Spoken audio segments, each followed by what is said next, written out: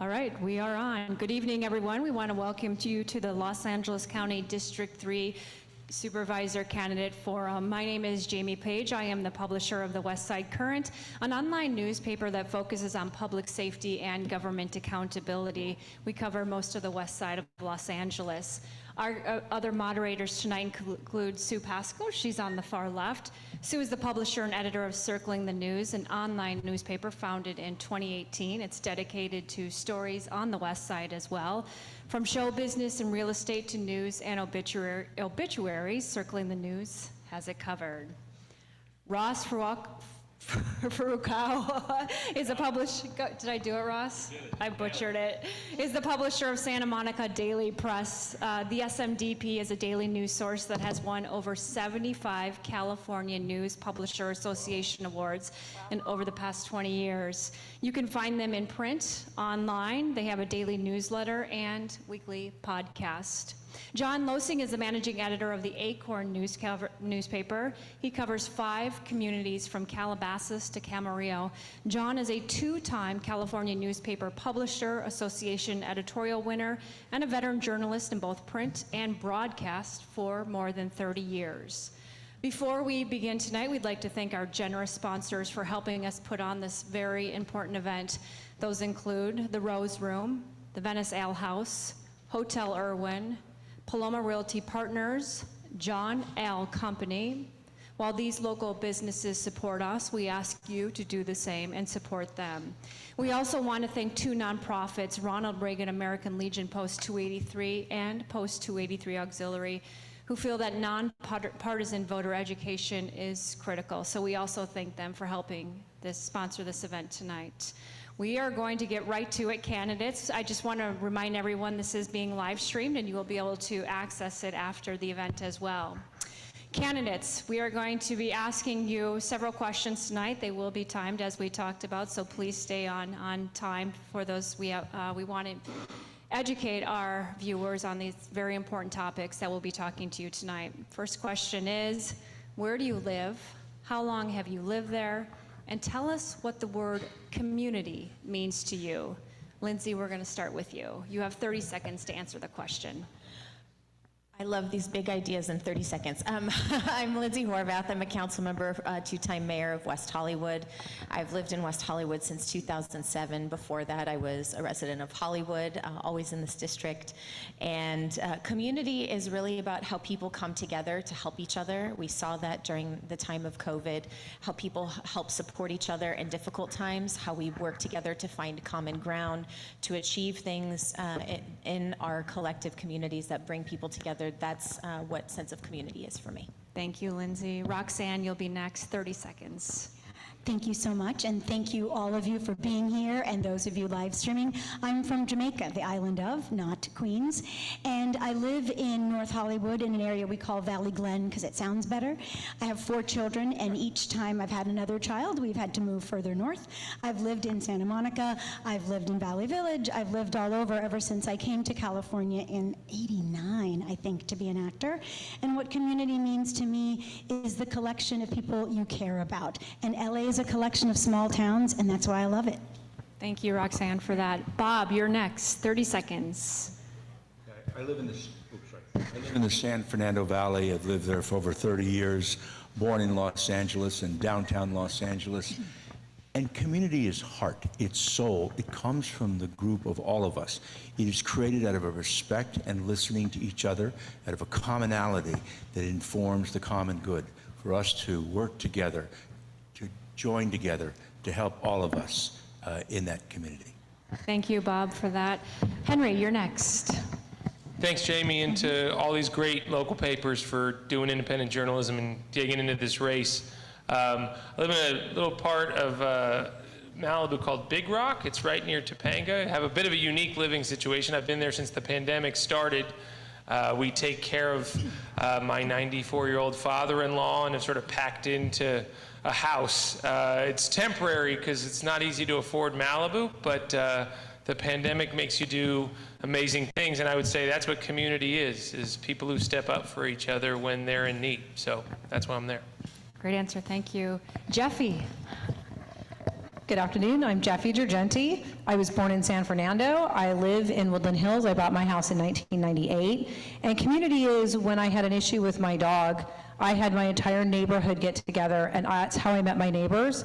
That was over 20 years ago, and I know all my neighbors through all my entire neighborhood, and we get together, we know what's going on in the neighborhood, we talk to each other, and so community to me is knowing who's next door and behind you. Thank you. Craig? I'm Craig Bro. I live in the Beverly Grove district over by the, between the Beverly Center and the Grove Shopping Center. Community means to me is, as Jeffy said, knowing your neighbors, breaking bread with them, shopping in your local small businesses, and just being an actual part of that community. Sorry. That's great, thank you. Thank you, Jamie. And again, candidates, welcome. Thank you for being here. And just, you know this, but as a reminder to our audience here and at home, the stakes here, that the way this works on June 7th, if one candidate receives more than 50% of the vote, they are the next third district supervisor. If nobody gets that 50% threshold, the top two proceed to the November election. So that's really why we're here tonight and having this important forum. So let's get right to it with the first question. We're going in random order. And it's obvious that from the recent redistricting in the third district that the district now contains elements that are, for lack of a better term, kind of out of whack maybe for each of you regarding your knowledge and experience with this wide, diverse district. So, for example, Senator Stern, you're a Malibu guy with experience and environmental background, and voters might know what you know about the cultural diversity and homelessness issues of West Hollywood. And Lindsay Horvath, same for you, just as an example. How would you convince voters in the Western District about the importance of environmentalism and keeping land sacred? So that leads us to our first question, kind of a long introduction. And the question here for each candidate is broad, but it's important. In a district with some 2 million people and from all walks of life, as I said, are you prepared to fight on unfamiliar ground and represent the vastly diverse nature of this electorate? And you have 45 seconds for this first question, and my intro was 45 minutes. Bob Hertzberg, the diverse nature of this district, are you prepared to lead it? Absolutely. It's been my life. I started working in the community in South Los Angeles, and then I went to East LA, I worked in Chinatown, I worked in Koreatown. Those are experiences that inform who I am. I understand it. I got 79% of my district, which is 58% in the last election, Latino. I worked very hard in the community, and I respect it, I love it, and I'm absolutely prepared. Thank you. Jeffy Gergenti? Yes, so I have walked this entire district. I have gotten to know each culture and each community, and it is very diverse. I've taken time to meet the gentleman that is the oldest Black-owned business in Pacoima. I've taken the time to meet the people in Malibu and what their struggles are with fires and what goes on there. I've spoken to the people that are out in the Pacoima area and what's going on with removing horses. So it is a diverse community, and yes, I am prepared to deal with all the diversity that goes on in my community. And Lindsay, to you. Thank you for the question. I think it's very important. This district is quite diverse, as is the county, and so we need to meet people where they are by building a diverse coalition, not just to win an election, but to inform how we'll lead, and that's what I've been doing, endorsed by La Opinion and the largest Latino Democratic club in the county, with support of local leaders throughout the district and throughout the county. That's how I've built my team for this campaign, and we're prepared to lead because we'll welcome people into our decision-making to work together. Roxanne Hogue. Much to my husband's consternation, who is here, I am the kind of person who has a conversation with the toll taker as you try to pass through a toll road. So I have no problem communicating with people from all walks of life. As an immigrant, although from an English-speaking country, we are two countries separated by a common language, and so I've had to make my way across many diverse situations as I came to America and came to be an American and to love it. I also speak Spanish badly, but I speak it, and I'm willing to give a whirl to any language. My godparents, one of them was Chinese. I come from a country whose motto is out of many, one people. I am comfortable again, much to my husband's consternation, everywhere. And Craig Will, the same question to you. Yeah, the county is extremely diverse, and I have no issues meeting people where they are and dealing with the diversity. I grew up in Whittier, California, a very diverse city. My parents, Dad was from El Monte, my mom was from East LA. My grandfather was born and raised in East LA, Hispanic, Mexican American. So diversity is no barrier for me. I have no issue. We keep hearing that government is completely, structurally racist, and I've been hearing that my whole life. And I'd like to say to the people that Thank are you, in Craig. government, Time. why? Thank you. Henry Stern. Thanks, John. I know I'm a Malibu guy because I'm a surfer and grew up there, but I actually started in Benedict Canyon, went to Warner Avenue, been living in the valley since I moved back as an environmental attorney from DC. So Canoga Park and Chatsworth were actually my home for the last while until this pandemic hit and we had to get creative. I would just say, in terms of the diversity, I hope my endorsements and backing show that we've been able to build a coalition across this whole district. Mayors of Westlake and Agoura and the City Council of Calabasas, the Mayor of West Hollywood, Mayor of Santa Monica, 56 neighborhood councils and homeowners associations across this district, from the hillsides to the valley. So I don't think we should be separating this district. I think common issues unite us. Thank you. Now we're going to make it real easy for the voters with this question. What's the most complicated issue facing the county, and how are you going to fix it?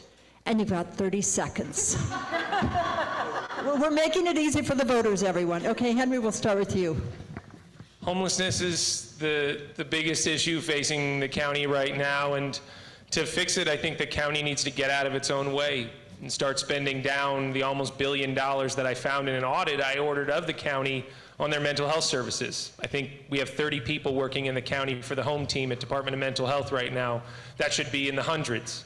We should have rapid response mobile psychiatric units in every single community in this county, and to me, that's where it starts. Let's not pit care first against housing first. We can do both, and I think that's what we gotta do.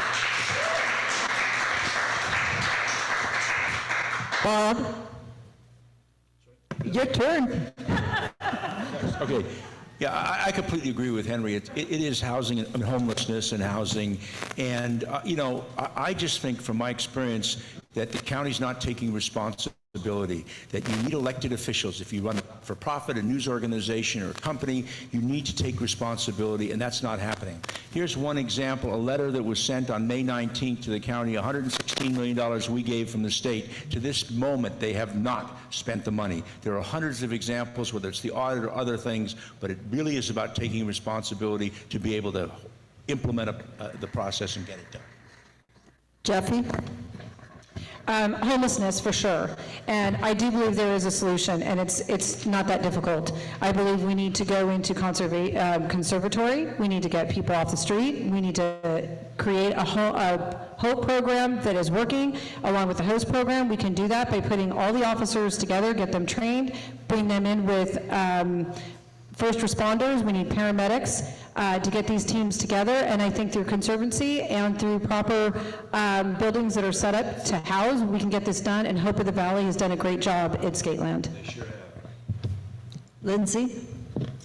I think the number one issue people are paying attention to is obviously homelessness. No matter where you go in the district, you see the impacts. In my community, we've worked at about an 80% success rate year after year, getting people off the streets and into housing services or both. And I'm happy to talk more about that when there's more time. But to your question, I think the most complicated thing we have to address is how we bring people together to solve problems. There are a lot of problems facing LA County, and people are very divided in this county. They're angry, they're upset, and they have a right to be. We have to work hard to bring people together while we're solving these problems, not further divide us. Roxanne? When while homelessness is a very important issue, there is nothing more overarching, more complicated, and more in need of solutions than the corruption that is rife in our city council and in our board of supervisors. That is the number one issue we face. It affects everything from homelessness to crime to the foster children, what's happening to them. Everything is made worse by the cabal of people collecting huge pots of money and doing nothing. Craig? Yeah, homelessness and public safety are the driving forces of why people are angry. People don't feel safe going out onto the street. We do need rapid response teams, like Henry said, but we also need the beds to put them in. We need the assisted living centers to get people off the street that are mentally ill, that can't live on their own, that need an assisted living facility. We need to build those, and we need to build them immediately. We need to revamp office buildings that aren't coming back, old hotels that aren't coming back, and Your time's sorry. up, thank you. Okay, as a follow-up question, this is yes or no, should LAHSA be abolished? We'll start with Roxanne. Everything should be abolished, but really we have to start from scratch with a zero-based budgeting system, and LAHSA is just a symptom of Okay, it. it's yes or no. Yes, you're saying get rid of it? There's a bigger problem. The Board of Supervisors is the problem. Jeffy? Yes or no? Absolutely. Greg? Yes. Henry? A one-word answer, yes or no? Abolish LAHSA. No, Yes. I don't think we should abolish. Okay. Lindsay? I think there needs to be an entity. I don't think it needs to be LAHSA. Bob? Yes, regional thinking, include all cities. Okay, sticking with the homeless theme. Promise we won't do this all night. District 3 covers multiple municipalities, each with their own challenges of the homeless crisis. What will you do as a supervisor to ensure the different local approaches work to solve homelessness instead of just moving in from one community to the next? Would you have voted to implement the Blue Ribbon Panel, the recommendations, including establishing a new master agency, and why? And you're allowed this 45 seconds to answer this very complicated question. We're going to start with Jeffy.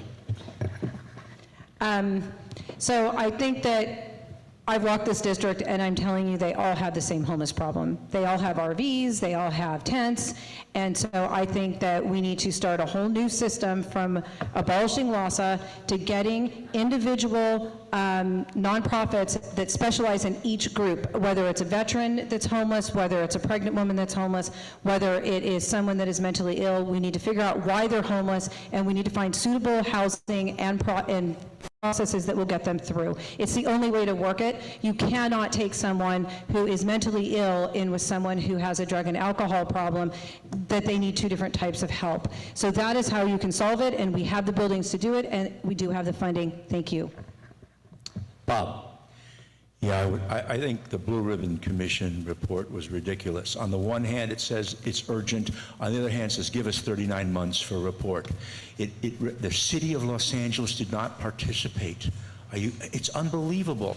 And all the communities around this 88 cities pay taxes into this, and they're not included to help those solutions. So I would not adopt it. I completely think it was wrong. I studied it and read it twice, actually, and so I would not agree. I think that we have to think regionally, include everybody together. So you're exactly what you said. You're not moving somebody from one city to another or from Caltrans to a city.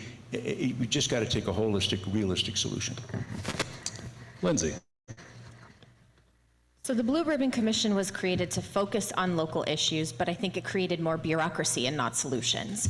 What we need to have instead of what LAHSA currently is our elected officials being held accountable, weekly noticed meetings with service providers and people with lived experience of homelessness, meeting once a week publicly so people can hear how Measure H dollars are being spent, to what end, and if it's not being well spent, we make those changes in real time, so we're not spending dollars on things that aren't actually delivering the solutions that people are seeking.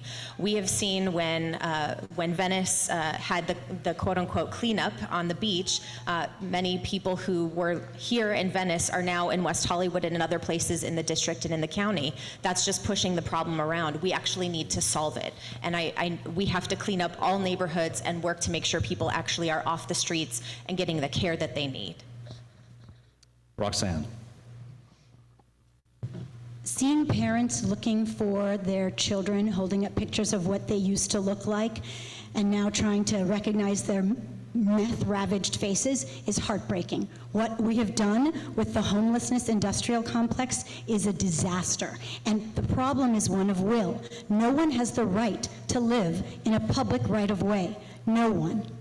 And if we want to have compassion for them, it requires, first step is we're going to stop making charts and infographics and studying things and paying out tons of money to people who count and give out fabulous tents, really nice tents, by the way. No one has that right. There are a variety of reasons that people are homeless, and we want to help each and every one of them. But I don't get to have a beach view because I can't afford to live here. Craig. I'm sorry, can you repeat the question one more time? It's been... Yeah, so what would you do as a supervisor to ensure that the different local approaches work to solve it versus push it around, and do you support the blue ribbon recommendation? No, I don't support the blue ribbon recommendations. We do need to make this a regional issue for all 88 cities. They all need to be part of the solution. The problems of homelessness and open-air drug dens are across the city. Winnebago's meth manufacturing. They're manufacturing in tents and all across this community, from Pacoima to Venice to my neighborhood in the Beverly Grove. So we need a regional approach, and we need to disband LAHSA and create an organization that is accountable to the supervisors, that has real metrics so we know who's homeless, where they're homeless, and why they're homeless, and get them the resources they need. And Henry.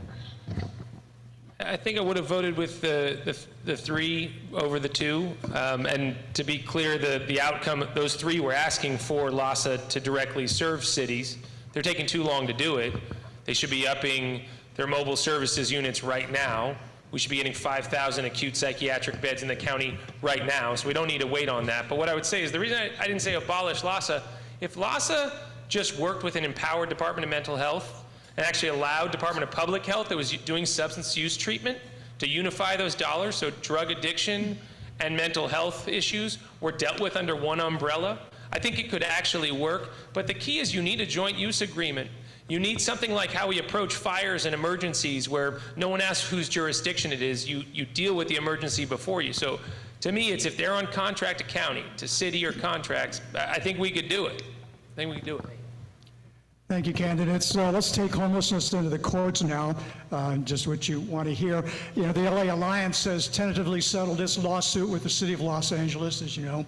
The city agreed to spend $3 billion over the next 5 years to develop 16,000 beds for the unhoused, but has said the county must be responsible for providing services and housing for homeless individuals with serious mental illness issues and substance abuse issues and chronic illnesses. So the county is continuing to fight this alliance lawsuit. So the question is, should LA County fight the lawsuit, and why or why not? And should mental health facilities be built by the county, and why or why not? 45 seconds, and let's stick with you, Henry. Okay. Yes, they should join the lawsuit. I find it confounding that their position is we're doing everything we need to do when 5 people are dying every day on the street because of some misguided notion of what a civil liberty is. The freedom to die on the street is no freedom at all. And so that needs to end. And what I want to see going forward is not just to join that suit, but out of that suit to engage in a compact between counties and the city to actually have county do their job, to be the service arms of the city. So Santa Monica, I'm looking at the council member right here. They need 3 more Met teams right now in Santa Monica. Why isn't county providing that? Why are they siloing? Why do they have the aloofness and the castle mindset? That all needs to end, and we just need to be servants, bottom line. Lindsay Weber? Yes, I actually created the contract for cities to be able to get more mental health evaluation teams. It took us 2 years for the privilege of spending our local dollars with the county, which was absolutely absurd, but now we have a model for every city in the county to be able to do it. I think we shouldn't be spending public dollars on lawsuits. We should be spending them on solving problems. So if we can settle, great. I think that's the best way to not be wasting our public dollars, but I only want to settle if we're actually going to solve the problem. And I'm concerned that if we settle for the sake of settling and don't actually look at how we solve these problems, then we're missing the opportunity that this court case brought out in the first place. We have to actually address what isn't working and fix the brokenness, not just settle it to avoid the problem. And Jeffy, 45 seconds to you. I think they need to settle this lawsuit any way they can because our tax dollars don't need to go to that. What I think is that the county does need to take responsibility. There are places they can put beds. There are buildings we can do it. They have the funding to get it done. And we need to get the most critical off the streets. We need to get them help. And there's plenty of help in our own counties to do that. We have plenty of people that live and work in our counties that can take care of this problem. And it's not getting done. And tax dollars can't keep paying for it. We have the funding already. Roxanne? It's interesting because the LA County Board of Supervisors has never met a lawsuit they didn't want to settle. So it's actually quite interesting that they've chosen this approach this time. They need to get in a room like grown-ups with everybody else and come up with a solution that they can take to Judge Carter. That's what they should have done affirmatively. Any first responder, and that's who takes care of this on a 24/7 basis, LAFD, LAPD, and LA Sheriff's Department will tell you it's impossible to tell the difference between someone who's mentally ill and someone who's a substance abuser until they dry out. So it's a cycle, which came first. And they're faced with this incredible problem and tasked with it. And I just don't understand, it's a bigger problem. The governor could ask for a waiver so that Medicare will pay for facilities over 16 beds. Why hasn't he? If only someone here knew the governor. Greg Burrow. Yes, they should settle this lawsuit immediately, and if they don't, I think the city should join in with LA Alliance and sue the county. The county is responsible for mental health and health care in this. We pay LA city taxpayers pay billions of dollars into the county, I'm sorry. And that is the county's responsibility, and they are shirking their responsibility. And I would also, as Roxanne said, where is the governor on this? We have 2 senators here. We're in a state of an emergency. Why aren't we using that state of emergency to solve this problem? Bob Hertzberg. You know, confidence in government and democracy is everything. And the fact that taxpayers are reading in the newspaper that one government is suing another government, it's a basic issue. Can't you get your act together? It's, as they say in Yiddish, for the Yiddish watchers, it's a loch in Kopf, a hole in your head. And it's just nuts. And so we've got to settle it. And I got to tell you, of the $980 million that's sitting there, and it's growing, and they're not spending the money. I mean, there are solutions. There is money. Taxpayers have written the check, and it's this game that gets played. And the bottom line, I would say, is that what happens is if you look at the structure, there's no incentive to do anything. And I think I've talked to Judge Carter many times, and I think there's a way to make it happen. Absolutely, I do it. Thank you, candidates. Yes or no question. Do you think the County Board of Supervisors should be expanded from 5 members to 7? We're going to start with Lindsay. Yes. Henry. No, not yet. Craig. Yes, and I would actually go to 15. Bob. Yes, and I passed a bill on the Senate floor to do it, and it was killed in the other house by the Board of Supervisors. Roxanne. I like 10. I feel like 10 is good. Jeffy. Yes, 9. Ooh, I like these answers. Okay. Should the Berggruen Center in Brentwood be built? Yes or no? Why or why not? And you have 20 seconds. Henry, we'll start with you. I have a concern about any new development in our fire zones, period. I think we're building towards the risk. So I don't know every detail of the Bergurian case, but to put an institute or a hotel or a new McMansion or tract housing anywhere in our fire zones, to me seems like nonsense, and we should be using that as open space and wildlife corridors like they are now. Thank you. Bob? Yes, and the land is 460 acres. I have met a number of times with the fire chief, and they are building, if this happens, going to build a whole big operation to be able to fight fires, both in clearing the brush and also where helicopters can land, and the actual development is like 2 acres or 3 acres out of the 400 and something, and the rest goes up to the public. Lindsay? No, I think this development has seen a lot of opposition from the surrounding neighborhoods for good reason, and so I would not support it. Roxanne? I would have to study it more, but I think the most important thing is that you, again, get everyone in a room. If fire, building, and the Board of Supervisors, who at this time don't seem to ask really pertinent, critical thinking questions, if you had people doing that, then we could come to a reasonable conclusion that I could trust. Jeffy? No, I don't think we need to be building anywhere in that area. I think it needs to be an open space, and I think there's other places we could do it, and that's not it. And Craig? No, I think it should be left open space. We need all the open space we have. We're very open space poor throughout the city and county. We lack park space dramatically compared to other major cities and counties in this country. And no, it should be left open space. Okay, thank you. We're going to segue right into environmental with the open space here. Given that only about 8% of all the plastic in LA is recycled, and it's estimated it takes about 1,000 years for plastic to decompose and 25 for paper, do you think all plastic bags should be banned in LA County? It's a yes or no, and we'll start with Craig. No. Jeffy? Yes. Bob? Yes. Henry? Only the single-use one should be banned. Roxanne? No, not the role of government. Lindsay? Yes. Thank you, candidates.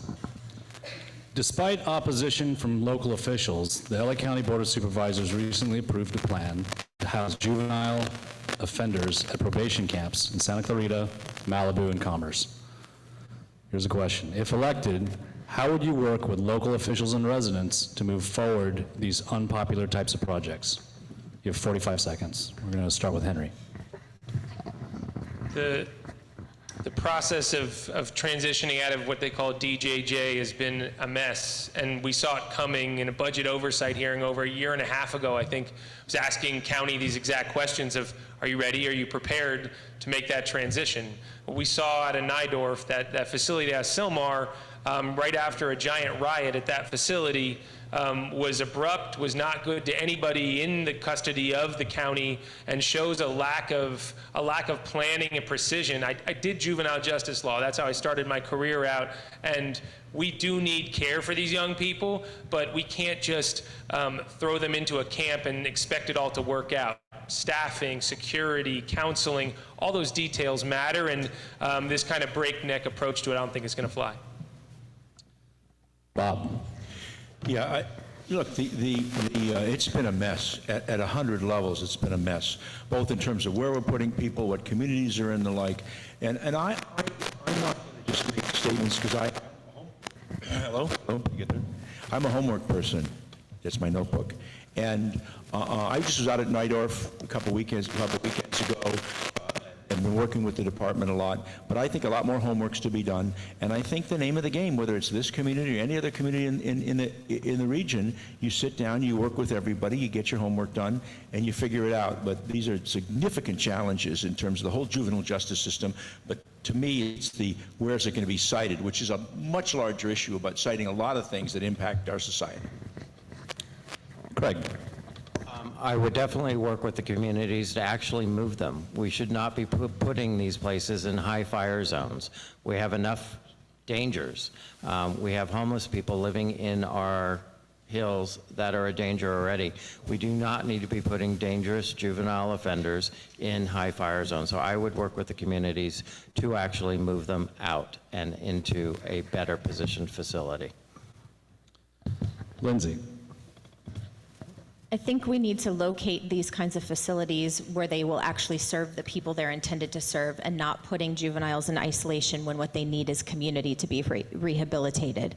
So first identifying the right place for these services to go, and then working with communities to understand what sort of protections, services, and supports need to be located both for the juveniles who are being served and in community who will be sharing that space, so that way you're creating a facility that is welcomed into the community and supported by the community rather than in antagonism with it.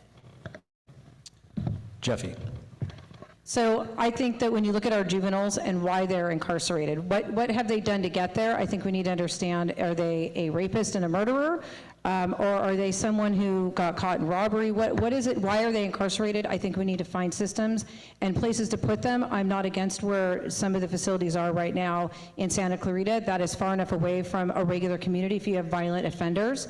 I think that we need to get our County Board of Education on board and start working with them to get them educated through vocation, busy hands, stay out of trouble. And I think we do need to speak to our communities. There are some of these that can be rehabilitated using local businesses to help them out of the trouble they're in. And Roxanne. Jeffy's right, everyone's right. The way that the County Board of Supervisors does things is actually completely anathema to the modern project management triangle, which is out of the three, you can have two, cheap, fast, or good. And instead, our Board of Supervisors does none of the above.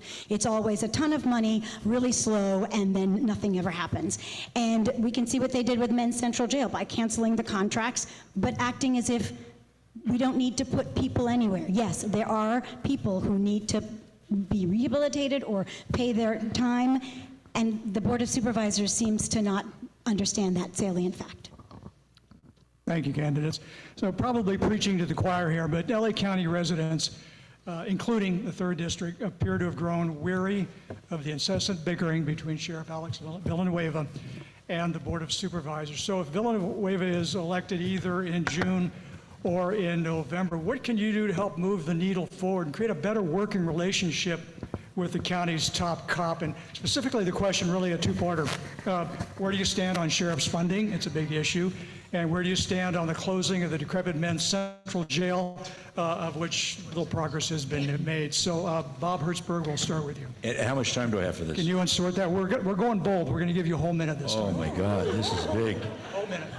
Yeah, first, look, when I got elected speaker, I got elected unanimously. Not because I agree with the other side, but I'm not disagreeable. You need to work with people, and you can't get in the newspaper and stick your finger in people's eyes and issue press releases, no matter who the individual is. You've got to spend the time, go meet face to face and build a relationship. And that's what I would do. I'm not suggesting that I would reach agreement, but I would take out the noise.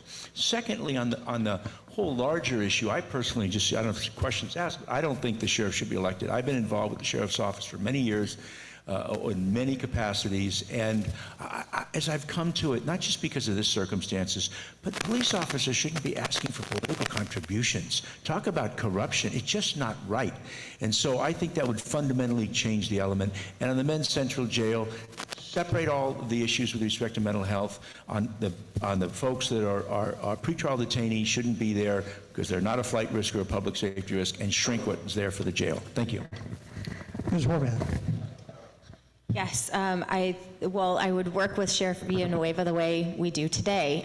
We have had a good working relationship in solving some problems, and in other problems, we've had some tough conversations. I chair the Liability Trust Fund Claims Board and Oversight Committee, where I have seen the liabilities that come out of the Sheriff's Department, and that costs the department, the county, and the cities that contract for their service hundreds of millions of dollars. That's money we could be spending to keep people safe, to train our officers and make sure they have the resources resources they need to keep our communities safe. So I think there's a lot of work that can be done with the department, and I'm already doing it. I'm working with management within the department already through contract cities and through the liability trust fund, and it's really about focusing on solutions. Instead of the political rhetoric, that's how we bring people together. What do we need to do to keep people safe? Focus on that, get it funded, and get it done. That's how you avoid the chasm that we see playing out daily in the papers, and that's what I would do.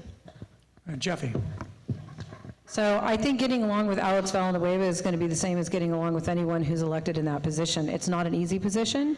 I think that they need to give him the funding he needs and include the cost of inflation. I think the budget they gave him did not include the cost of gas for all the planes and the automobiles and all the things that go along with that. I do think that giving him the ability to do his job, he's been in law enforcement for a very long time, and I don't think he's doing a bad job. Do I agree with everything he does? But I don't agree with everything my neighbors do either. As far as closing Men's Central Jail is for people that are waiting to go to trial. They are hardened criminals, there's 6,000 of them, and they need to stay where they're at. As far as the mental health, yes, they had a facility they spent $80 million to design, and they threw away the plan. The LA County Board of Supervisors needs to re-implement and build it. As far as where they're going to put the mental health, they have the Twin Towers, and they deal with all the mentally ill, from slightly mentally ill to completely mentally ill. So closing Men's Central is necessary, and we need to build another facility before we close it and empty it. Henry, go ahead. I think we've given Sheriff Villanueva a lot of political fodder to exploit, frankly, a wrong-headed agenda to defund the police. And I think we've got to get back to refunding and reforming the police and the sheriff's department. That's actually, to me, what's going to solve it, is to start funding training, to start funding mental health, to get sufficient numbers of cars and units out on the street, but at the same time, not just give a blank check and a free pass. If people do something wrong and they're in the line of duty, they need to be held accountable. So, you know, I think Sheriff's smart, and he's taken this, all the consternation, all the fighting, and has been trying to win in the court of public opinion. Came down here to Venice in his cowboy hat because no one was doing anything about it. Now, I don't think cowboys are going to be able to solve this, but if we don't get on it, the sheriff's going to keep going. And so what I want to see is a functional relationship with our sheriff, if it's Villanueva or anybody else, and that starts with finding a lot better place to put people than Men's Central Jail, because we're treating it like a psychiatric institution, and it's not that. It's expensive, it's traumatic. We should find a replacement for the violent criminals and actually put people in acute psychiatric care in the meantime. Roxanne, you're next. Your question was that are people weary of the bickering between the Board of Supervisors and the sheriff? And present company accepted, we're all real nerds paying attention to this race. A lot of people in LA County have no idea what the Board of Supervisors is, has never been to a meeting, and of course we're still not allowed to go to meetings, so they wouldn't have had the opportunity to see it. I'll tell you what I'm wary of. I'm wary of watching videos of women being raped on public transportation. I'm wary of neighbors getting killed. I'm wary of watching my six every time I go to the grocery store and calling my husband and saying, I don't think I can get groceries tonight because it's too scary to go in. That makes me pretty darn weary. So I don't have a problem with the sheriff trying to do the job of maintaining public safety. And as for him being elected, it's sort of a constitutional office, and he's a duly elected for a reason, and I really like that, because it turns out having one appointed, as we do in LAPD, means that you're just trying to cover your butt all the time. As to Men's Central Jail, I'll just say ditto to what Sheffy said, because I'm running out of time. Craig Boyd. The Board of Supervisors needs to stop their fight with the sheriff, and they need to actually start funding the sheriff's department. We have 0.9 sheriffs per 1,000 people when we should have 2.5, and I would actually say it needs to be bumped up to 4 for a county our size. We are so woefully underfunded that our county area, our unincorporated county areas aren't even being patrolled. People can't get officers out when they are having a dangerous situation. Someone's breaking into their home, somebody's getting mugged, somebody's getting raped. You can't even get an officer to get out there. And while I applaud the sheriff for what he came down and tried to do in Venice and what he's doing in Hollywood, the only thing I would criticize him for is that he's taking resources away from other parts of the county that desperately need it. But he's only doing that because we have an appointed police chief in the city that is beholden to the politicians. And no, the sheriff should not be appointed. He should be elected. The people know better than the politicians at this table who should be our sheriff and why they should be our sheriff. Okay, moving on to public health. The LA County of Health is headed by Barbara Farrar, who obtained her doctorate in social welfare from Brandeis University. In 2019, her salary was $454,913. The question is, should the LA County of Health be led by a medical doctor? Why or why not? And you have 30 seconds. Jeffy, we'll start with you. Well, at first, she's overpaid. And yes, I think we need a medical doctor, but I got a better idea. How about if we take one of the 88 cities and we cluster them and we let them have their own health department and let them hire their own medical professional to take care of this. Her job is way too expansive and way too large for this entire county, and I think we need a medical doctor. Craig? Well, yes, I would prefer a medical doctor, but being that she has a doctorate in social work, I don't have a problem with that. My biggest problem is, where has she been on the social work? Where has she been on solving homelessness and mental illness? Where has she been? All she's been doing is shutting us down, shutting businesses down, putting people out of work, and creating more homelessness. So, yeah, she needs to go, and she needs to go immediately, in my opinion. Roxanne?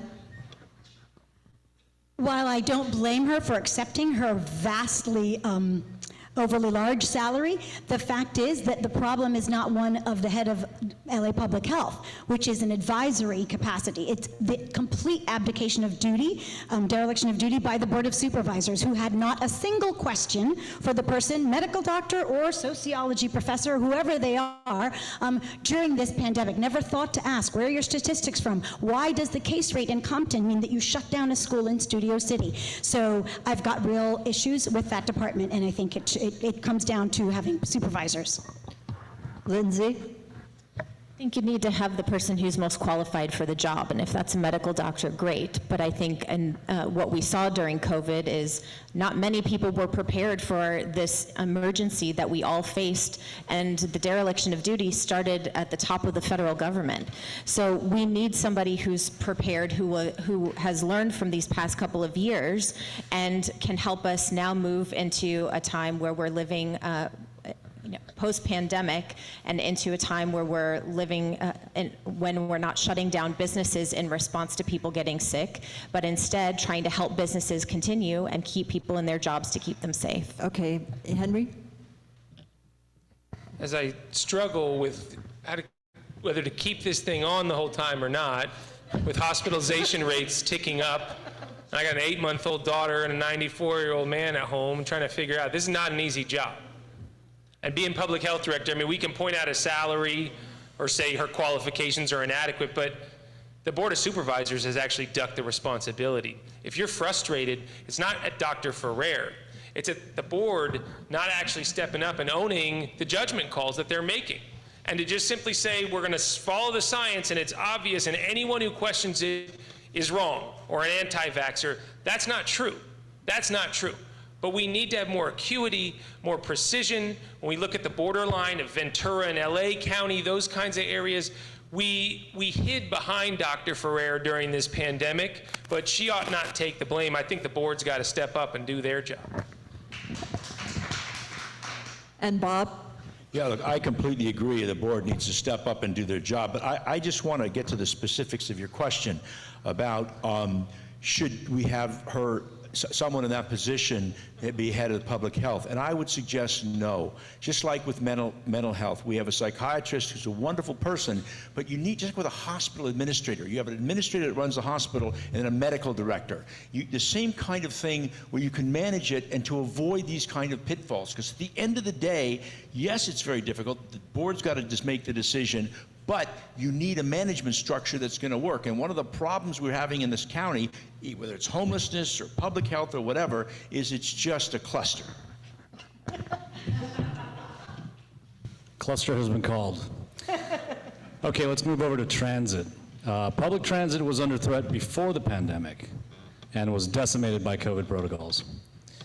As supervisors, you sit on the Metro Board.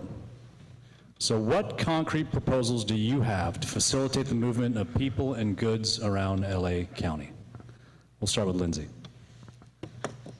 Actually been working with Metro on extending the Crenshaw Northern Extension and moving it actually ahead of schedule by public-private partnerships and working together with communities. I think the biggest challenge we've seen on major Metro projects like the Sepulveda Pass and other things that we have to realize to get people moving around this district and around the county is that Metro hasn't been transparent with people about what's coming to their neighborhoods, so people don't know how to prepare, they don't know how to engage. What I did was personally participate in over 300 community meetings throughout the region that would be served by this alignment, so I could personally hear from community members what their concerns were, so I could address them, bring people together, and move the project forward. That's what we need to do on all Metro projects and create more transparency.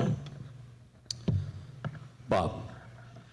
Yeah, number one is we've got to just expedite the construction, whether it's in Northridge for the Orange Line, whether it's the Sepulveda Line, whether it's Crenshaw, whether it's the Gold Line. And how do we do that?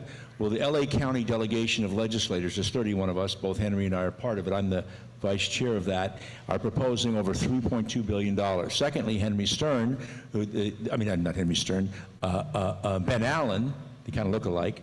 Ben Allen has a whole expediting plan for the 28 Olympics. So getting money on the street.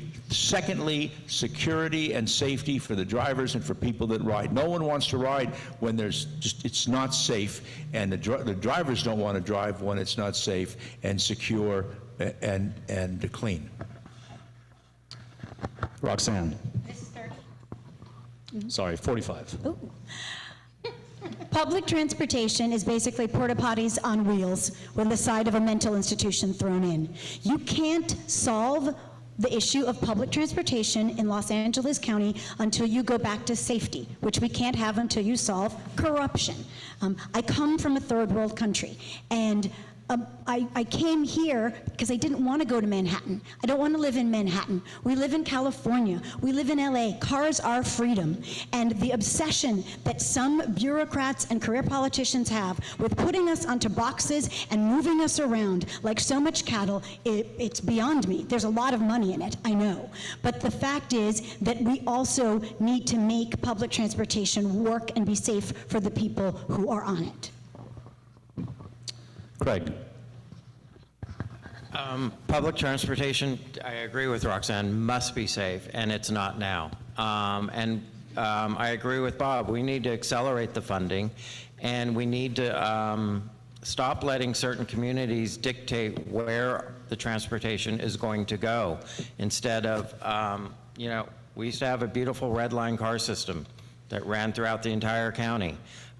We still have those maps. We could be using them as subway maps now, and above rail grade maps now, instead of taking lines that should be going straight up from Crenshaw into the valley, instead of weaving it around because some little city decided that, we want to have a little piece of it. And when there are other options, there should be a subway line going down Santa Monica Boulevard to service West Hollywood, not traipsing through San Vicente, making all these weird turns that serve nobody. So we need to step it up, and we need to make it safe. Sorry. Henry. Couple things. First, take some of that high-speed rail money that everyone here is paying into and actually just go beat the 405. Let's go LA to San Diego. We can start by building that Valley Sepulveda corridor and just keep going.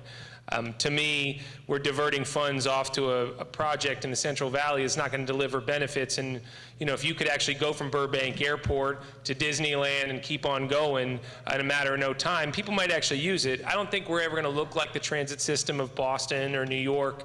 I think we should be electrifying, though, our light duty fleet so people can actually drive a car without paying $6.50 gas or worrying about what Vladimir Putin's going to do to dictate what their family's budget's going to be on the commute every day. So we should be electrifying the vehicle fleet of LA and relying on our own powered right here in LA. And then on top of that, those That's the mobile time. psychiatric teams, they should be at every single bus stop waiting for people, because people are at risk every time they ride public transit. Thank you. Lindsay. No, I'm sorry, Jeffy. Thank you. So as I said in our last meeting, I say a monorail, it's 1/3 of the cost and it's 1/3 of the time to build it. I say when you get to the communities that they stop off at, you let the community decide what kind of transportation they want. I actually rode the Orange Line into the Metro last week, and I have to tell you, I went with an armed officer for a reason. It's not safe. It was a scary adventure. What I also discovered is the Orange Line batteries on those buses are starting to fail. So we need to turn that into a light rail. We could turn it into a monorail. What if we took a monorail and we could run it down Tampa Avenue and connect the 101 to the 118? What if we took it down the 118 and we could connect it to the 210? There's a way to do a monorail that will work. It can be done, it should be done, and safety should be paramount if we're going to do any of this. Okay, going to electric vehicles, rare earth materials are used to build electric vehicles. They're used in solar, they're used in wind generators. 63% of all rare earth comes from China. 85% of all rare earth material is refined in China. So given that, how do you reconcile the push for electric vehicles and the reality of where the product is coming from that's used to manufacture them? You have 30 seconds, and we'll start with Roxanne. I don't need to reconcile it because I think it is a horrible idea. The fact is we can't even keep the power on a regular basis. As I said, I came from a third world country, thought I'd always have running water and power available at all times in America, and not so much. So I don't know how our grid is going to handle more electric vehicles when it can't handle the power needs that we have now. Jeffy? I drive gas cars. I like my gas cars. I'm not up for any of the electric cars. I think it's great that some people have them.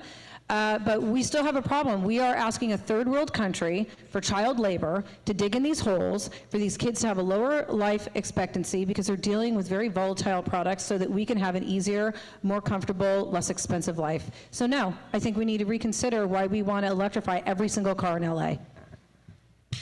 Greg? I actually agree with Jeffy here.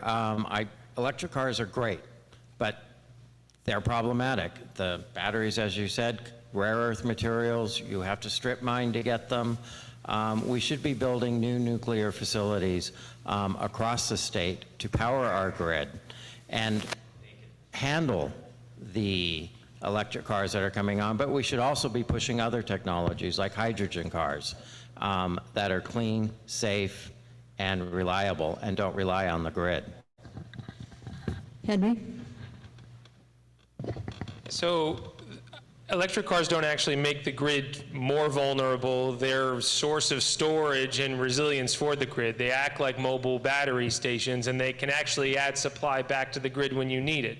I'm not willing to give up on the grid of LA and start hoping for gas to come from the Middle East or from Russia. I think it's a terrible plan for our energy security and for our men and women in uniform. And when it comes to the fleet itself, we should be more energy secure.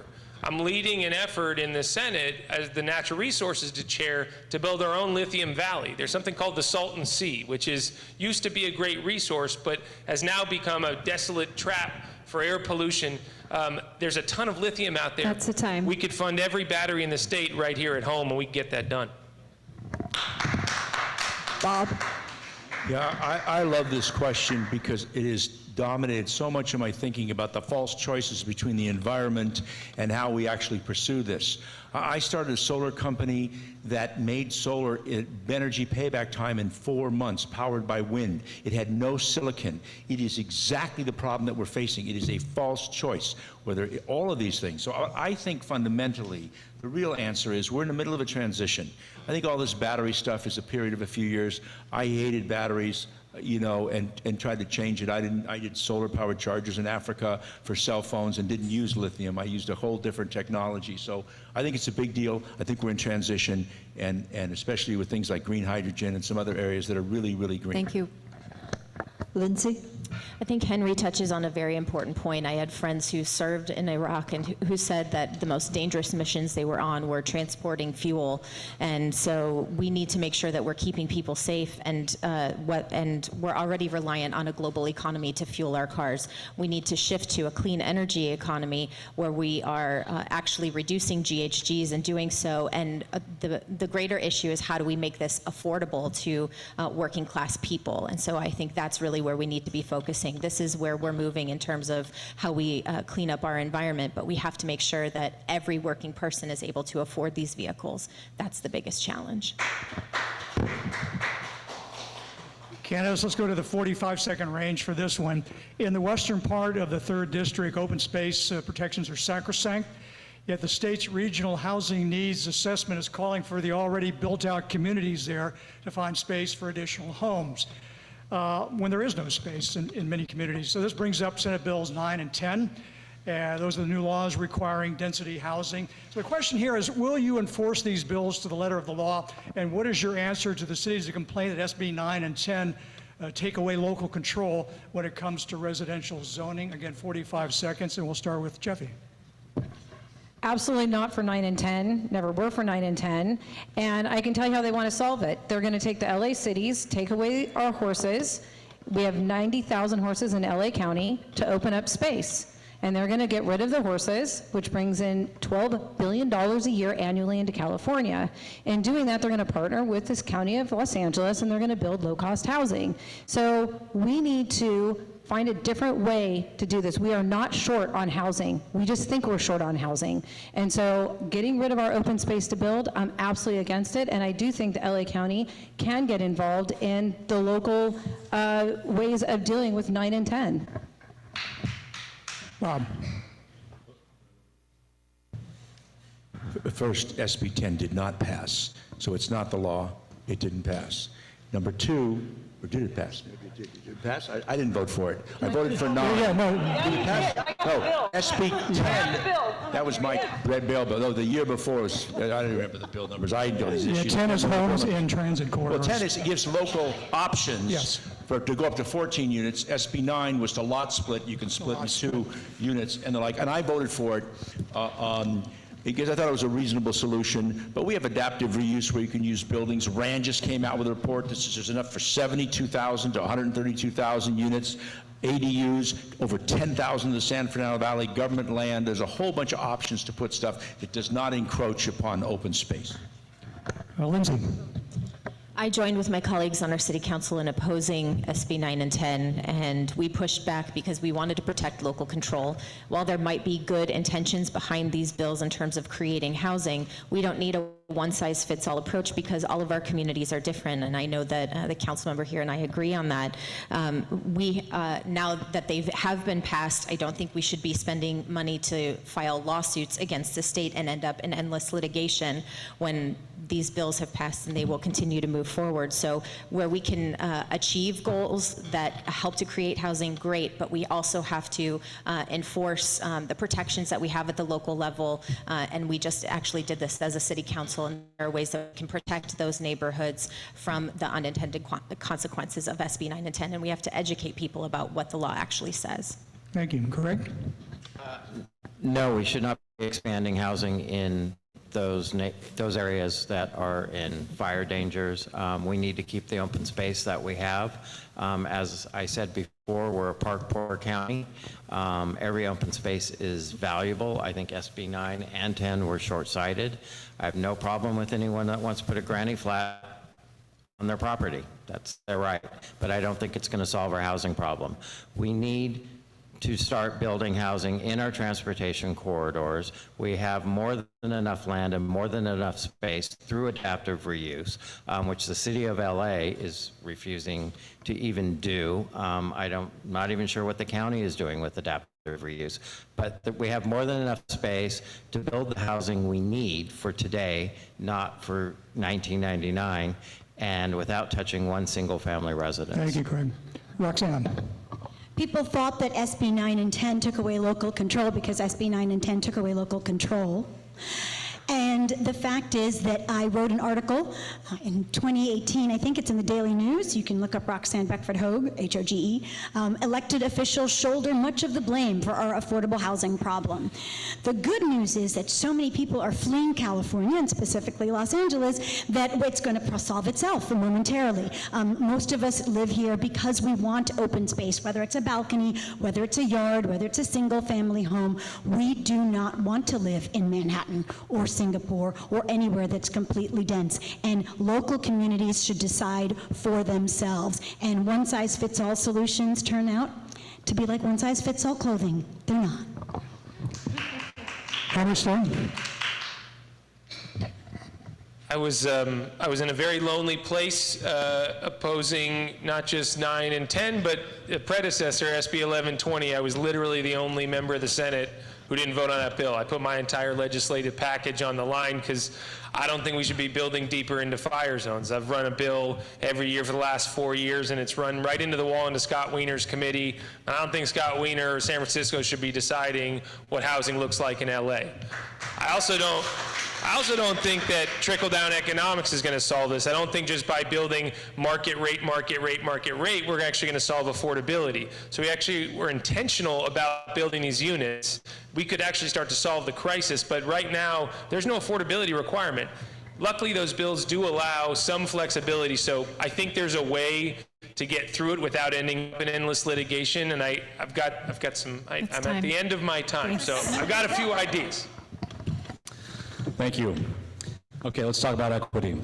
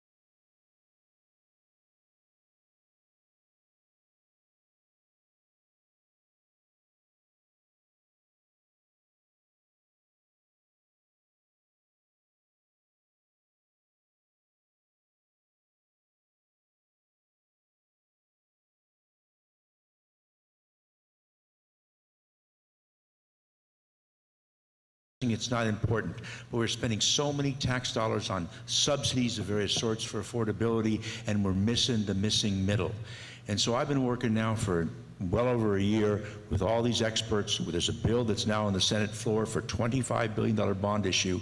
Money comes from investors. It goes to people. We'll give you a $150,000 down payment, whether you get a condo or whatever it is. I know it's more expensive. We'll give you that money, record a lien against your house, and then when you sell it, you pay it back with a little bit of interest. Let people create wealth. All you have after 10 years as a tenant is a bigger rent bill and a richer landlord. Craig. Affordability is a problem, and one of the things I think we should be doing is taking Section 8 recipients, and that 30% that they pay into for their rent should be going into a mortgage fund for them. so that when it's time for them to move and they get off Section 8, that when they sell that unit sells, it sells at market rate, they take a portion of that and they can now move and buy something affordable for themselves and their families and move up and create actual equity for people and get them and help them. It wouldn't be giving them $150,000, but it would certainly help them. They would gain equity in that place with rising prices. Roxanne.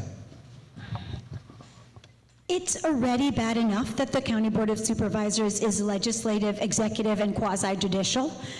They don't have a mint to print money, and government housing is not ever a good idea. I suggest you check out Cabrini Greens, for example. This is not the business that the Board of Supervisors should be in. They can't even keep us safe and our streets clean. So no thanks to housing from the County Board of Supervisors. The fact is that those of us who live in the great middle of Los Angeles would thrive if we were left to a true free market system here in California. But what they have done is completely punish landlords, anyone who owns a house. I'm going to pretend I'm on that side so I don't see you.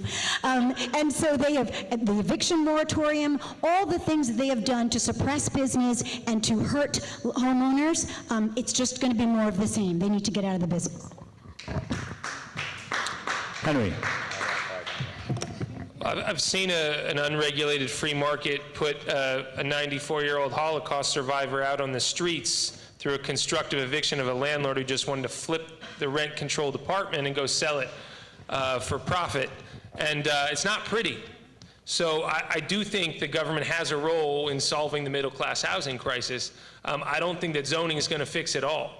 I think there does need to be a way for contract cities and everyone else who's under RHNA, the Regional Housing Needs Assessment, to co-finance this county-wide. It shouldn't just be city by city by city. Agoura shouldn't have its own RHNA standalone alongside Westlake and all have to go up to HCD and beg. We should have a regional housing trust where everyone's co-financing housing, and yes, some for owners and some for renters. I also think, though, we should be protecting existing renters, buying out restrictive covenants, and preventing people from my father-in-law and being stuck living with me.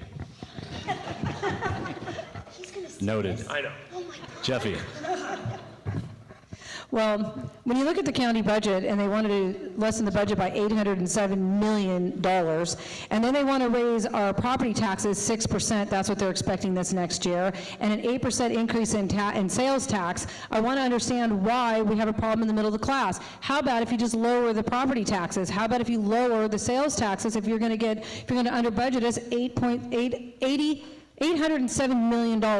So the problem isn't that we can't afford it because we can't afford it. We can't afford it because we're being taxed to death when it comes to our property taxes. The other problem is you have landowners that bought into properties as young adults back in the 50s, back in the 40s, and now they want to leave their properties to their families, and they can't because now they have to skip a generation, and if they don't live in it, they don't get to keep the same property taxes. So let's change some of the laws that we put on the books and stop screwing over the generations that are inheriting the properties that they're rightly inheriting too. Thank you, candidates. Here's the backdrop on this next question. Despite the state's almost $100 billion recently reported surplus, obviously enough money there to throw money in the direction of water infrastructure. Metropolitan Water District on June 1st begins its one-day-a-week lawn irrigation and other draconian measures to prevent drought. And now, with the recent defeat of the Poseidon desalination plant in Huntington Beach as a backdrop, will you as a supervisor advocate for state funding and resources to build a desal plant along the 3rd District coastline? The main drawback to desal, of course, has been the expense, but so why aren't there the funds now in Sacramento and political will to build these plants? And you have 45 seconds. We'll start with Roxanne. Well, we don't have a surplus because if you count the sword of Damocles that is the unfunded pension liabilities hanging over all our heads, poof, it's gone. That said, the governor had lots of opportunities to take care of water. Again, the job of government is to, keep the streets safe and clean and to get us water and power, and those have been completely left by the wayside. But with the advent of Michael Schellenberger as a real contender against him, I think we're going to see some movement out of the governor in terms of doing things like desal plants. And yes, we should do an all-of-the-above approach to solving our water problems here in LA County. Bob Hertzberg. We put 3 million gallons of water a day into the ocean after we clean it up to federal standards. It's crazy. We need to take that water and recharge the groundwater basin. We don't, the reality of desal and the way to do desal is what's called brackish water in more inland areas. You can still get a lot of water in that way. I don't think you're going to be able to put water on the coast for a series of reasons, and I wouldn't support that because I think there's much better, much more intelligent, much more long-term, much more environmentally sensitive ways to deal with the issue. For us to get water, stop stealing it from the north, stop stealing it from the farmers, stop stealing it from the river, because all that source is drying up. Henry, you're up.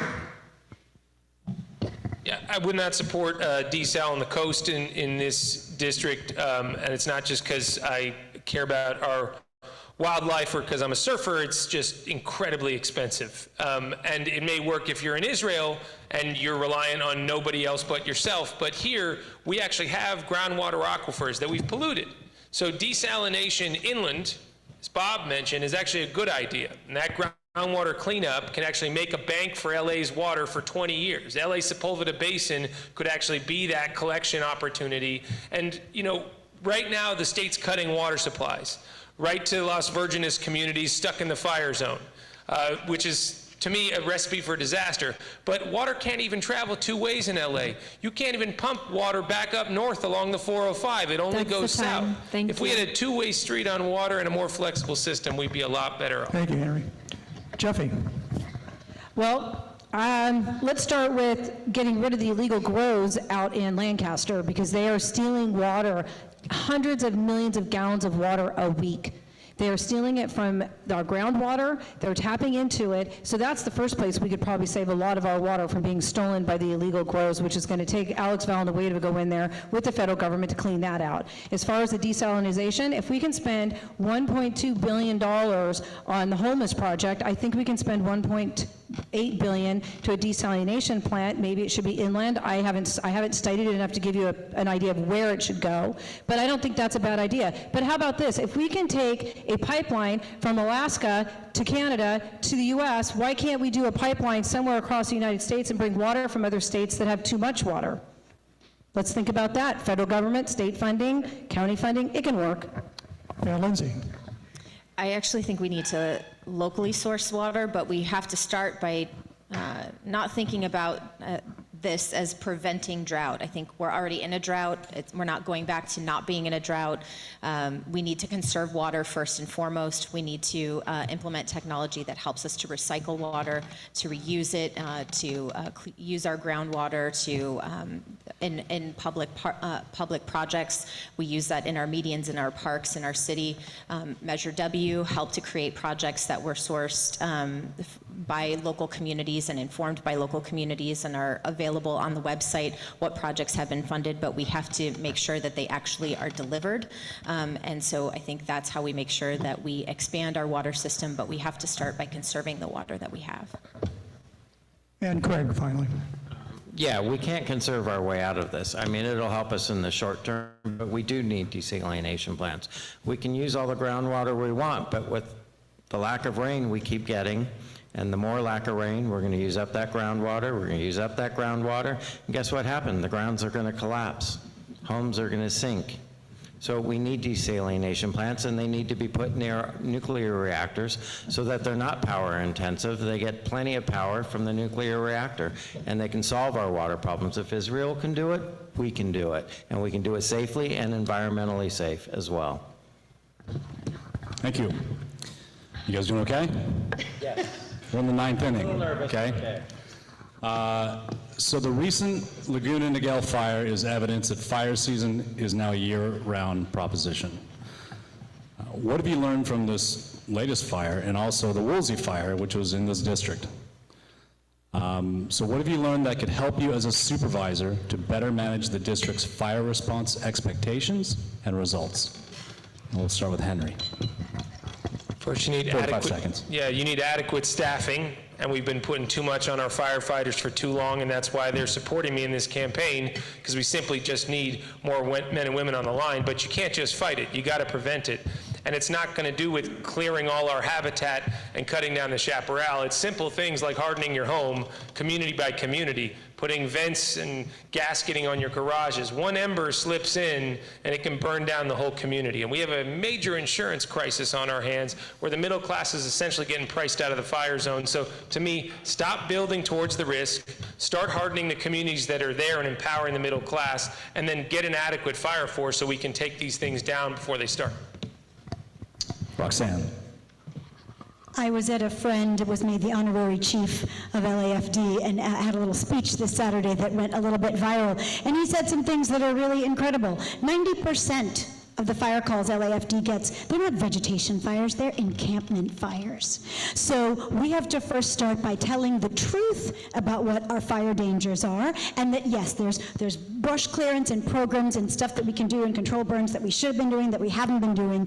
But in terms of really threatening everyone's quality of life, we have to get hold of this homelessness, unhoused, criminal, vagrant, drug-addicted people problem. I was driving along Tahunga one day and smelled smoke, and I had to get out of the minivan and see if anyone was down where the tents were because it was a raging fire down there. We have to stop that too. Thank you for the minivan. Lindsay. Yeah, my community backed up the emergency operations in Santa Monica that supported Malibu and the rest of the region in dealing with the fire, and so we learned a lot through that process.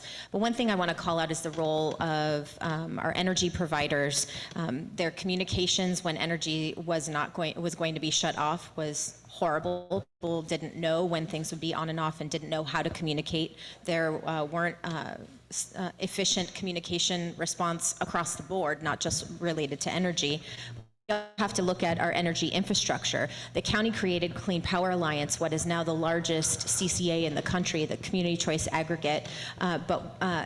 So that took responsibility off of Edison to generate energy and instead focus solely on their infrastructure. So we need to hold them accountable on actually managing that infrastructure so it's not causing these problems. Thank you. Jeffy. Well, I think this is a huge problem, and one, I think they need to enclose the wires with Edison, which they never did, which is what caused the problem. Two, I think when you cut back water to 1 minute or 3 minutes starting June 1st for your lawns, how is that going to serve protecting properties in the fire zones? That just doesn't work. I think that we do need to go in and start clearing some chaparral areas inside the canyon so that when fires do happen, there's a place for our fire department to land, there's a place for them to work from, and it's also an area that won't burn. As far as what it's costing, a friend of mine just bought a house right in Tarzana, and he's paying $9,000 a year because he's in the number 10 fire zone. I mean, when you look at those costs, how do you think they're going to clear their properties in order to make sure that they cannot have to pay that? They're not. It's ridiculous what they're doing. We've got to come up with a different plan, and I don't know 100% what that plan is, but we need to get a board together to figure it out. Thank you. Bob. Climate change has fundamentally affected the risk. Before, when the Santa Anas came, we had rains, and now we don't. With the brush, it is a serious systemic problem. Yes, there's other issues. Yes, the hardening we're doing. Yes, we're putting a bunch more money in the budget for prevention and training and the like. But I really want to go to the issue, if I can address one thing, is the hardening, basically undergrounding of these lines. Because the sparks and we just saw another lawsuit with PG&E. We see it in San Diego. We've seen it with Edison. That is one of the biggest issue that I think we've got to do structurally to change, where we have an increased risk and the lines are, what's happening now are just extraordinarily challenging. And Craig. Yeah, I agree with Bob. We need to get these lines underground. they are a huge risk. And with our drier and drier climate, we need to create fire buffer zones. We need to have some prescribed burns. We need to do basically all of the above, harden the houses. But, you know, we're now asking homeowners to harden your houses. Well, that's just another burden and another cost. We're already paying 7 times the national average for our energy costs. Now we're seeing fuel costs go up to $5, $6, $7 a gallon.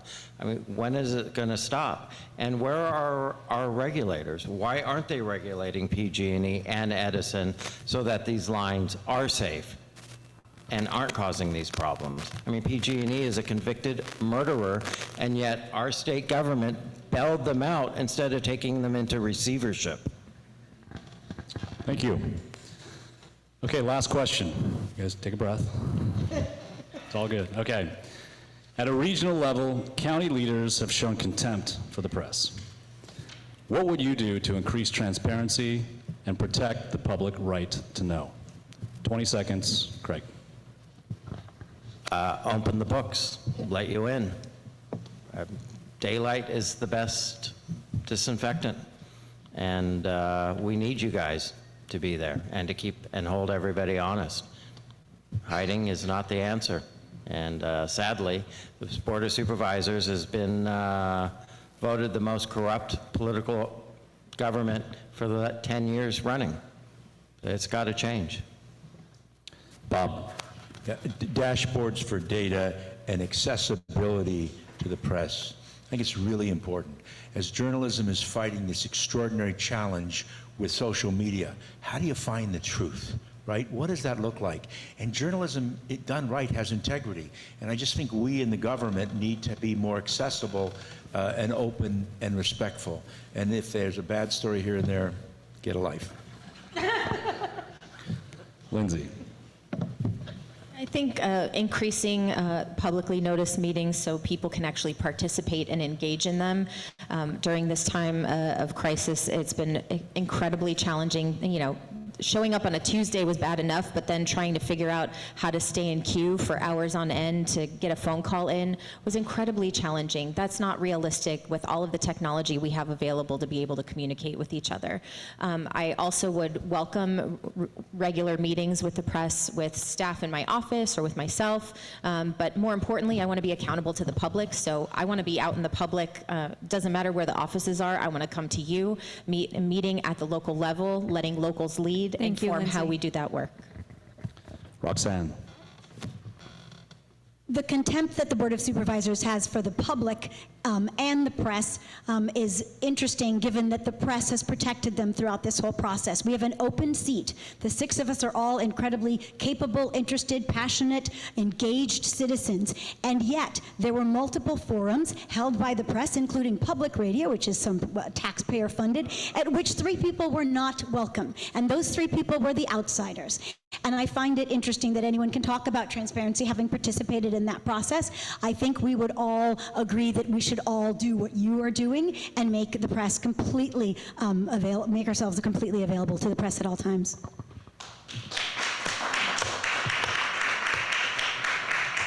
Henry. So I ran legislation to actually just do a simple thing, which is use the power of Zoom or some other digital platform to let everyone in the public attend in video form to any county public meeting. Actually, I had the state legislature in that bill as well, and lo and behold, the state exempted itself and then went and killed the bill. LA County helped kill that bill. So once I get the reins on this thing, open it up to you and everyone else in the public, so you don't have to be a paid lobbyist Thank you, or have Henry. nothing else on your time, on your hands. You can actually participate in the meetings. That's where it starts. And Jeffy. Well, I mean, I think that we have several news outlets here tonight that have put this on, and you guys have all done a great job in contacting us, doing great articles on us. And I think the smaller newspapers are the way to go. I believe that we do have social media. You guys are active on your accounts, and people can get through, make it easy to get here, and find out what is going on in our neighborhoods. I think that when people call in, they shouldn't be asked, why are you calling? Just give the issue and let them speak. Don't cut them off because they're not on your side or they may not be for you. When we had parents go to legislation in Sacramento, they were cut off because they were disagreeing with bills that got passed. So we need to get our elected officials to let the public in and stop blocking them, and the media will follow. Okay. Candidates, we're going to give you each 30 seconds to wrap up tonight, this evening. Yes, 30 seconds. Tell us where we can find you on social media, websites, all of that information that our viewers can learn more about your candidacy. We'll start with you, Bob. Well, in 30 seconds, this is a soundbite business, which I don't like. Reality's complex, government's complex. This is really difficult stuff. And I just say, look at who we are, because who we are informs our character, what kind of judgments we're going to make. Go look at what that is. And I've spent my life as a community activist in all parts of the community when no one was looking. I spent a huge amount of time as an entrepreneur in the green energy business, working all around the globe, getting recognized as one of the 50 people to save the planet because I worked my guts out doing creative and innovative stuff. And I've spent some time in government learning how it works. And I want to bring that skill and that passion and that ethical standard to government, to this job. We'll go down the line. Craig, you're next. I got into this race because I've seen how government isn't working and isn't solving the issues for the people. Hello? Oh, there we go. Case in point, my neighbor was brutally murdered by a mentally ill homeless person in the Beverly Grove neighborhood.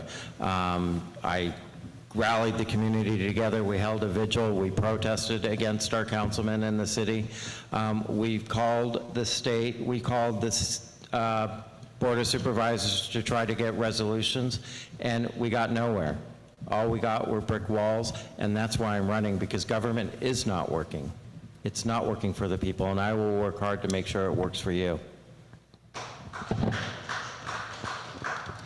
I had to take a test to become a U.S. citizen in 1999, and the most important thing to me was that the founders said that we should all, citizen legislators should participate in government for a while and then go back to live under the rules they created. I am here because I do not want a career in government. I'd like to be with my children. I'd like to continue acting. I'd like to continue having parties and people over and running our business. But the LA County Board of Supervisors took that all away from us in the past 2 years. I am here for parents and for everyone in LA who realized that there are 5 people, the cast of The View, who have their boots on our necks. SuperRoxanne.com is my website, and you can find me there.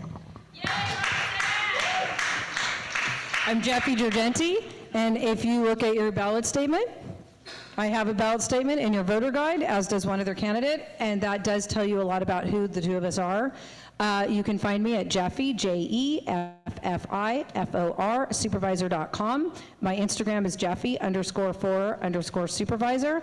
And I'm doing this because I lost my business due to AB5, and COVID didn't help that out.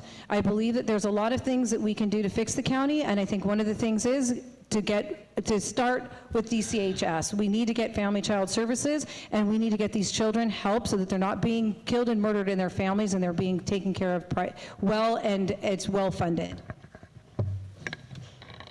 I want to thank everyone who came here tonight. It's been an honor and a pleasure to be here with you and have this conversation. I hope you'll continue it with me. Lindsay P. Horvath is where you can find me on social media. LindsayHorvath.com is my website. I got into this race with a sense of urgency to fight for working people because we need help. I'm a working person. I own my own business, but I live in rent-stabilized housing, and I wouldn't be able to afford to live here if I didn't have that. I think we need a renter's perspective on the board, but more importantly, I think we need working-class people informing how we make policy. We need to meet people where they are. My experience comes from local government. We don't need the state or federal government telling us how to solve these problems at the local level. I need you working with me to inform how we make these policies so we can work together, and I look forward to partnering with you to do that when I'm supervisor. Thank you. Thanks for everyone for participating and not just thinking about LA Mayor, because we're not going to solve LA County without a supervisor board that is actually accountable to you. So everyone thinks you can solve LA just by voting for mayor, but you can't. So I hope people focus here. In honor of that transparency promise we talked about, just at Henry Stern CA, but it's 818-564-7505. Just send me a text, give me a call, if you're the press or you're the people, that's our job, is to be accountable to you. I'm the only candidate up here who's not taking money from corporate developers or from the oil and gas industry. Oh, no, except for you not three. true. But any of the main candidates. Sorry. Oh, so we're nobodies. We're just nobodies up here. We don't deserve to be here. Sorry about that. Go to CraigForSupervisorLA.com. I'd love to work for you and not those corporate interests, because that's fundamentally our job. But I do appreciate you all participating, and please get out and vote.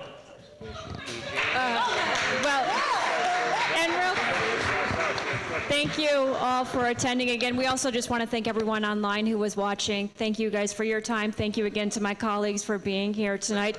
And another thank you to our generous sponsors who helped us put this on. And thank you guys have been amazing. Thank you so much for being inclusive.